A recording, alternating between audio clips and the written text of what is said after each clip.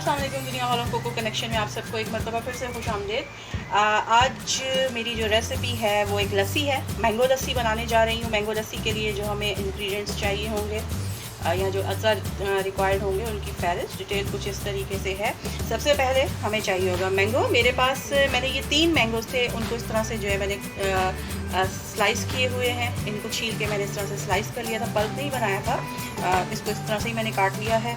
इसके अलावा मुझे जो है मेरे पास ये तकरीबन 200 ग्राम दही का चीज़ है। मैंने एक और रेसिपी में भी जो है कर्ड चीज़ की बात की थी कि बहुत आसान है इसको बनाना।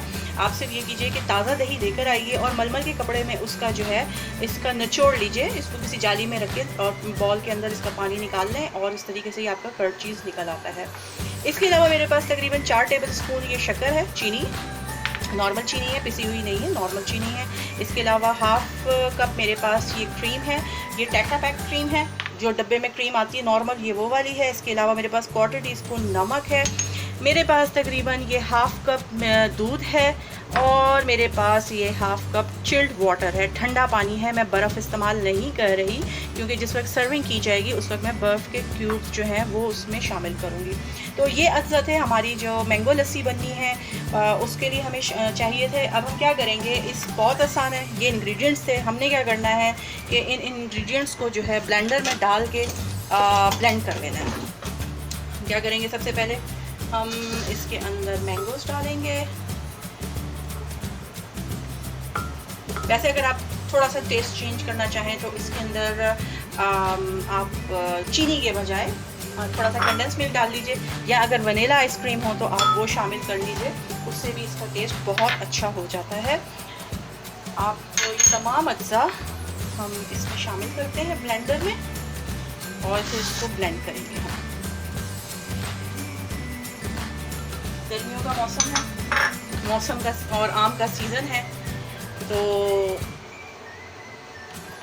फिर हमें कभी जो है लस्सी, हम मीठी लस्सी भी पीते हैं, हम जो है क्या कहते हैं नमकीन लस्सी भी पीते हैं, कच्ची लस्सी भी चाहिए होती है, और अगर आम मौजूद हैं तो फिर हमें मैंगो लस्सी भी चाहिए होती है।